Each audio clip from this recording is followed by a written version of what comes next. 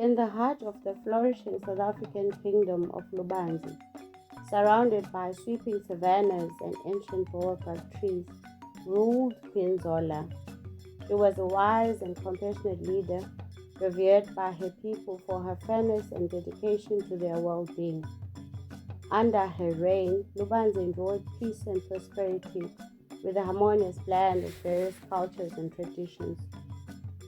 One bright morning, as the sun cast its golden glow over the bustling capital, Queen Zola sat in her grand throne room, addressing matters of state.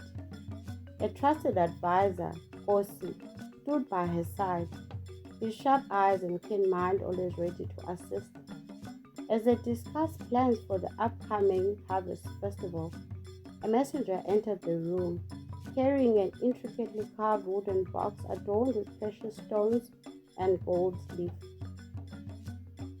The messenger, a young boy named Sipho, approached the throne and bowed deeply. "Your Majesty, this gift has arrived for you. It bears no sender's name, only a note that reads, 'For the Queen, a token of gratitude.'" Queen Zola's curiosity was piqued. She motioned for Nkosi and her guards to stand close as she carefully lifted the lid of the box. Suddenly, a hissing sound filled the air, and a large cold snake emerged. The guards immediately drew their weapons, ready to protect their queen, while the courtiers gasped and took a step back. Queen Zola's heart pounded in her chest. Her first thought was that this was an assassination attempt. The sharp mind raced through possible culprits and motives. "Guards, seize the person who delivered this box," she commanded, a voice steady with tinged with anger.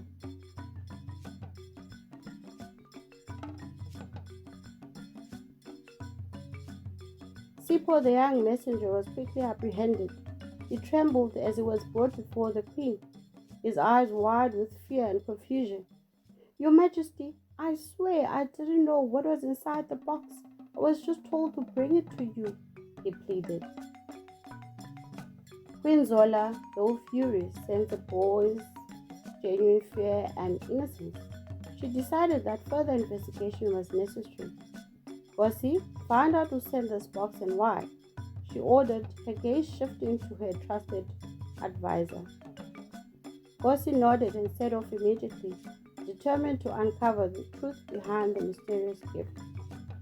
He traveled through the bustling streets of the capital, asking merchants, traders, and travelers if they had seen anyone unusual or knew anything about the box. Days passed without any leads, and the tension in the palace grew. The snake, now safely contained, was a constant reminder of the potential threat to the queen. Despite her anger and concern, Queen Zola remained calm and resolute, trusting Nkosi to uncover the truth. Nkossi's investigation eventually led him to a small, remote village on the outskirts of the kingdom. There he met an elderly woman named Gogolindiwe, known for her deep knowledge of the kingdom's history and customs. When Nkosi described the box and the snake, Gogolindiwe's eyes widened with recognition. "Ah, that is the work of the Nguni people," she said. "They have a unique way of expressing gratitude. A snake is not meant to harm but to protect. It is a sacred symbol of wisdom and guardianship. By sending the snake, they intended to bless the queen and ensure her reign remains strong and wise." Realizing the grave misunderstanding, Nkosi hurried back to the palace to inform Queen Zola. He knew that time was of the essence to rectify the mistake and prevent any further distress to the young messenger and the queen. Back in the grand palace of Lubanzi, Queen Zola awaited Nkosi's return with a mixture of anticipation and unease. She spent her days engaging with the people, overseeing the preparations for the harvest festival, and addressing matters of state. Yet the thought of the mysterious gift and the possible threat it posed lingered at the back of her mind. One evening, as the sun set over the savannah, casting a warm orange glow over the palace, Nkosi returned. He approached the queen with a sense of urgency, his eyes full with the knowledge he had uncovered. Queen Zola welcomed him into her private chambers, eager to hear his findings. Your Majesty, Nkosi began, I have traveled far and spoken to many. In a small village at the edge of our kingdom, I met Gogo Lindiwe, an elder who recognized the origins of the gift. The snake is a sacred symbol among the Nguni people. It represents protection and wisdom, not harm. They intended to bless you and safeguard your reign from with their gift. Queen Zola listened intently, her initial anger giving way to understanding and a touch of regret. I see, she said thoughtfully. We have misjudged the intentions behind this gift, but why would they not send a message explaining its significance? Nkosi shook his head. It is possible they assumed their customs were known and respected. The Nguni people have their own ways, and sometimes misunderstandings arise from differences in tradition. Queen Zola nodded. Indeed, we must learn from this and ensure such misunderstandings do not occur again. But first, we must make amends. The following day, Queen Zola called a council meeting with her advisors and the key members of the court. She explained the true nature of the gift and the significance of the snake.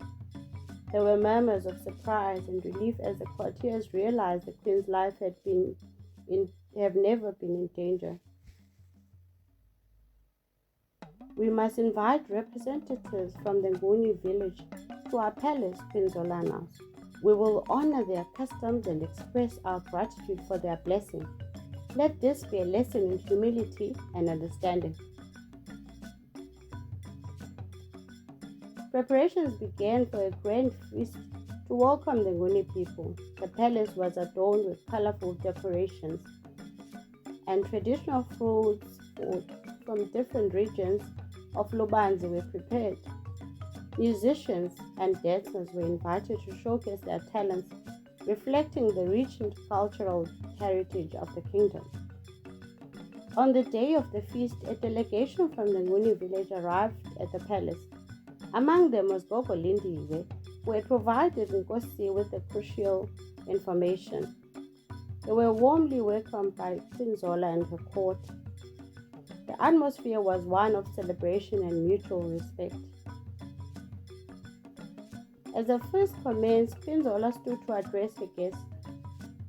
Honored friends from the Nguni village, I thank you for your generous gift and the blessing it carries. We regret the misunderstanding that occurred and assure you of our deep respect for your customs and traditions. Gogo Lindiwe stepped forward, her wise eyes sparkling. Queen Zola, we are grateful for your understanding and your hospitality. Let this be a beginning of a deeper connection between our people. The celebration continued late into the night with dance, music, and stories shared around the fire.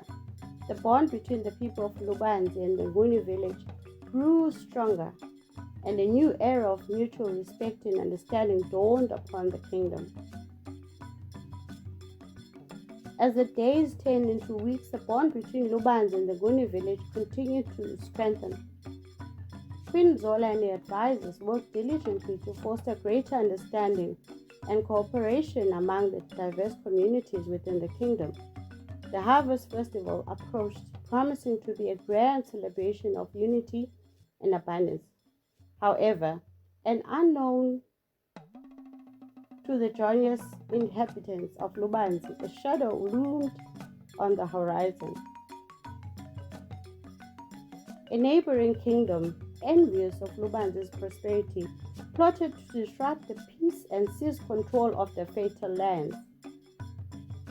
King Tao, the ambitious ruler of this neighboring kingdom had long coveted Lubanzi's wealth and resources. He devised a cunning plan to sow discord and weaken Queen Zola's rule. One moonlight night, as the palace slept peacefully, a group of spies infiltrated the kingdom. Disguised as traders and travelers, they blended seamlessly into the bustling capital. Their mission was to spread rumors and create confusion, undermining the trust and unity that Queen Zola had worked so hard to build. The first sign of trouble appeared in the form of whispered rumors in the marketplace. The spies spoke of dissatisfaction among the Nguni people, claiming that they felt disrespected and marginalized despite the recent efforts to honor their customs. These rumors quickly spread, causing tension and suspicion to rise within the kingdom. Queen Zola, always attentive to the well-being of her people, noticed the growing unease. She called a meeting with the advisors to address the concerns. Nkosi, who had proven his loyalty and wisdom time and again, spoke first. "Your Majesty, I have heard troubling whispers in the marketplace. It seems that someone is trying to create division between our people and the Nguni village. We must act swiftly to counter this falsehood." Queen Zola nodded thoughtfully. "Indeed, Nkosi, we must not let these malicious rumors take root. I will visit Nguni village myself and speak with their leaders. We will reaffirm our commitment to unity and cooperation." With a small entourage, Queen Zola set out for the Nguni village. Upon arrival, she was greeted warmly by Gogo Lindi when the village elders. They gathered in the village square where the queen addressed the community. "My dear friends," Queen Zola began, her voice carrying both authority and warmth, "I have come to speak with you directly, to dispel any doubts or misunderstandings that may have arisen. Our bond is strong, and we are committed to honoring and respecting each other's traditions. Let us stand together against those who seek to divide us." Gogo Lindewe stepped forward, her eyes meeting Queen Zola's. "We are grateful for your visit, Queen Zola. We too have heard the troubling rumors, but we trust in your leadership and in the friendship we have built. Together, we will overcome any attempts to disrupt our unity."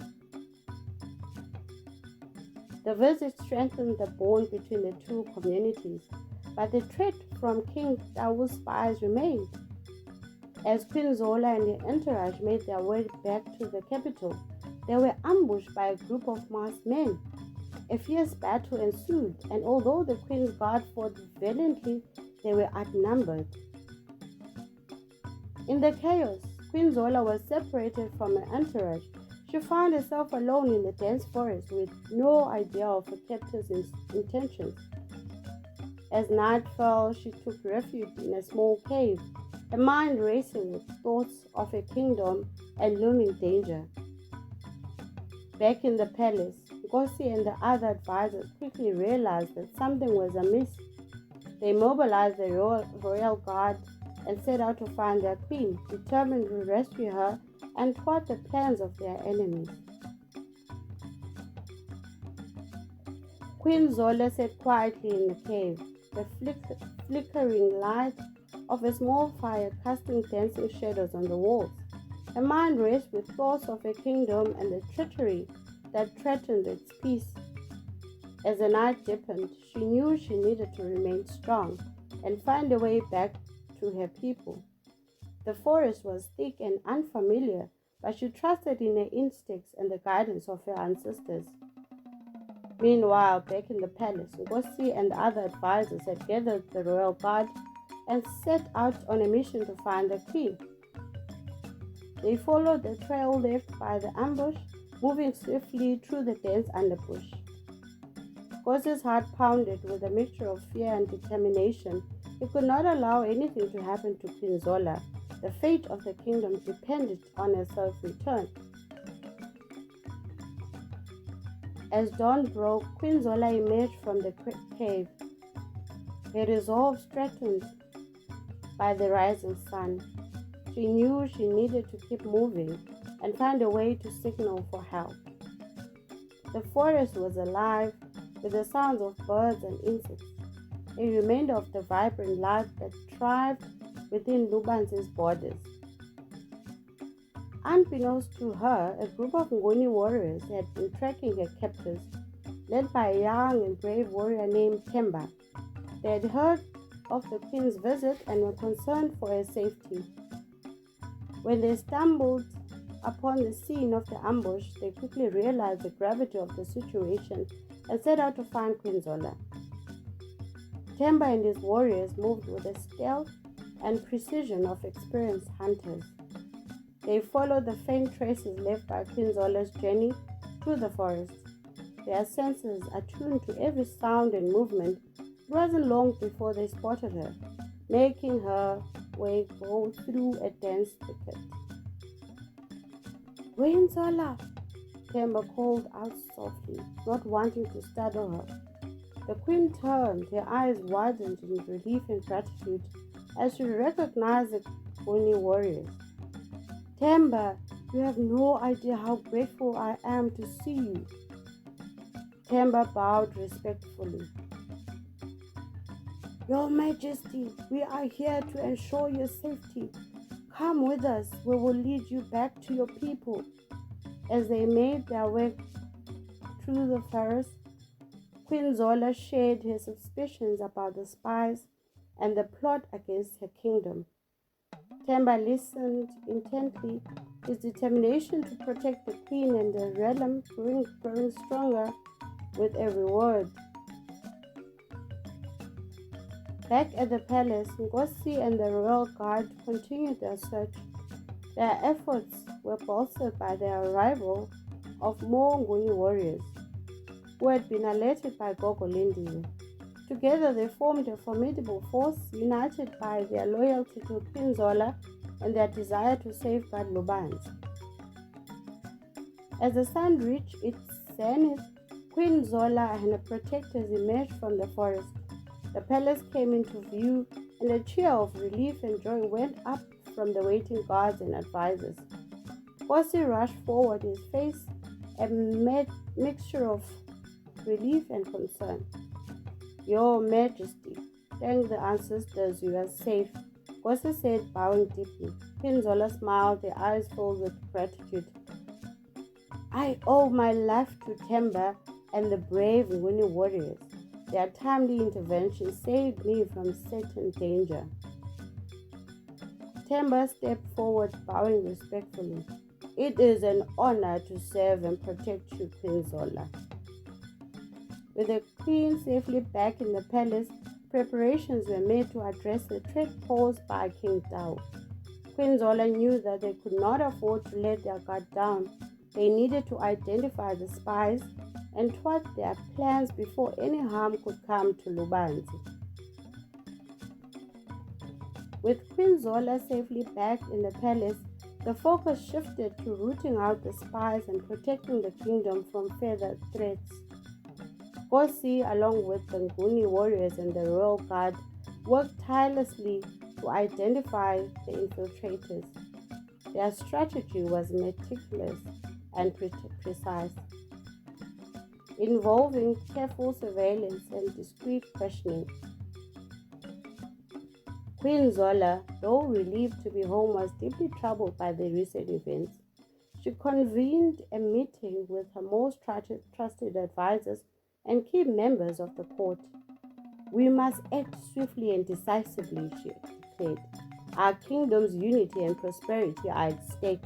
We cannot allow these enemies to undermine all that we have built." Nkosi spoke next, outlining their plans to unmask the spies. "Your Majesty, we have reason to believe that the spies are posing as traders and travelers in the capital. They have been spreading false rumors to create distrust and division. We must observe their movements and gather evidence to expose their true intentions." Themba and his Nguni warriors offered their assistance, their loyalty and bravery unwavering. Together with the royal guard, they formed a formidable force dedicated to protecting the kingdom and its people. As the days passed, the joint efforts of Nkosi, Themba, and the others began to bear fruit. They identified a group of suspicious individuals frequenting the marketplace and the other public areas, spreading rumors and seeking to incite discord.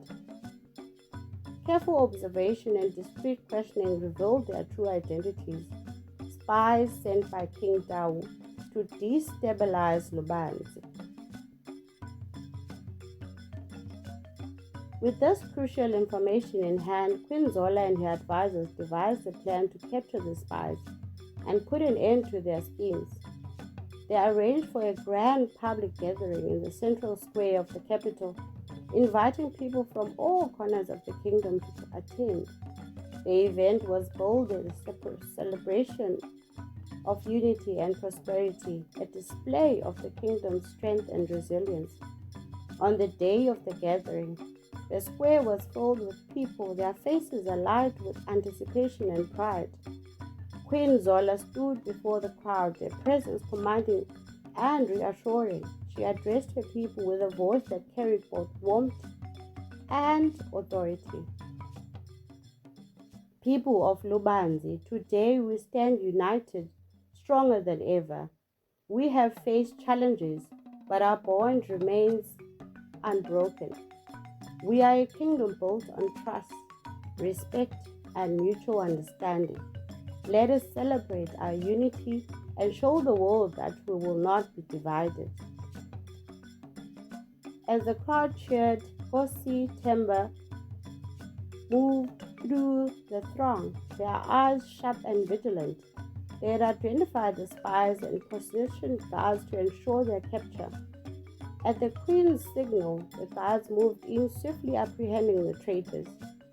The crowd watched in stunned silence as the spies were brought before Queen Zola. She looked at them with a mixture of sadness and resolve. You sought to sow discord and weaken our kingdom, but you underestimated the strength of our unity and the vigilance of our people. You will answer for your crimes against Lubanzi. The captured spies were taken away to face justice, their plans foiled and their threat neutralized. The people of Lubanzi erupted in cheers, their faith in their queen and their kingdom stronger than ever. Queen Zola turned to Nkosi.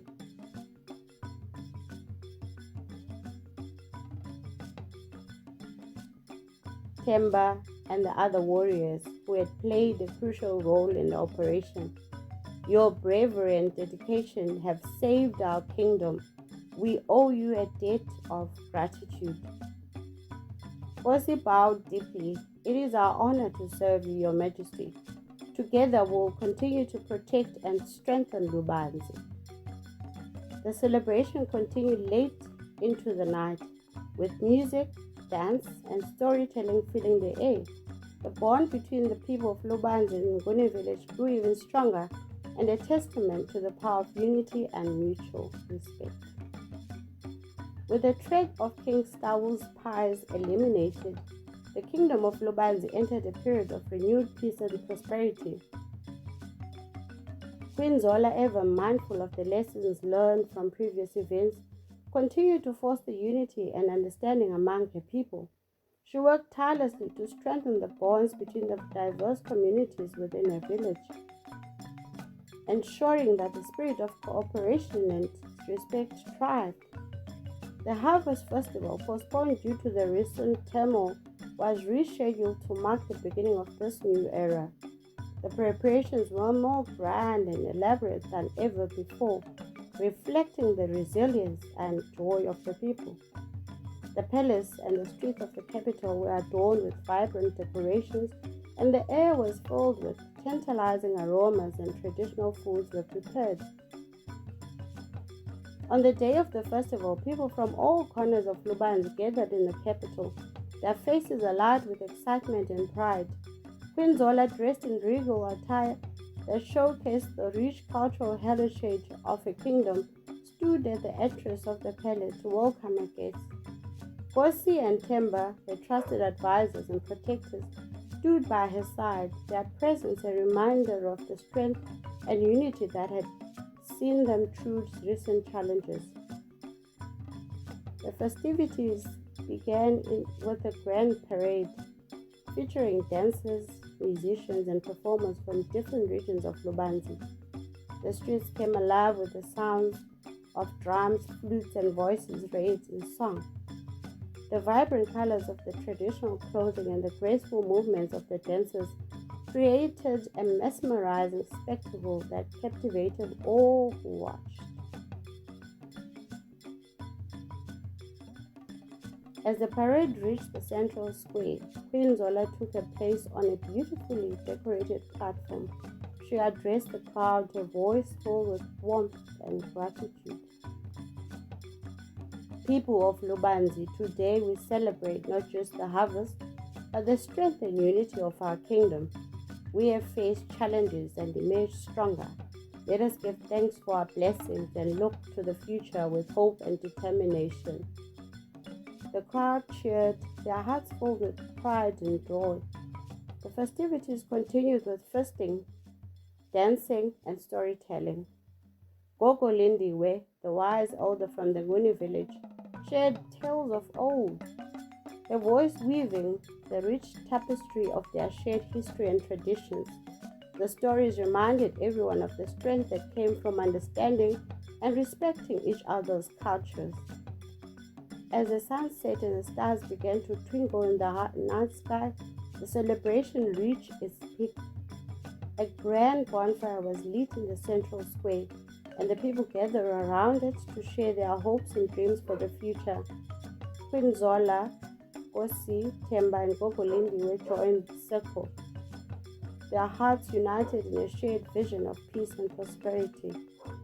Queen Zola looked around at their faces illuminated by the firelight, her heart swelling with pride and love for her people. Tonight, we celebrate not just our harvest, but the strength of our unity. Let us always remember that together we can overcome any challenge and achieve great things. Themba, standing beside her, nodded in agreement.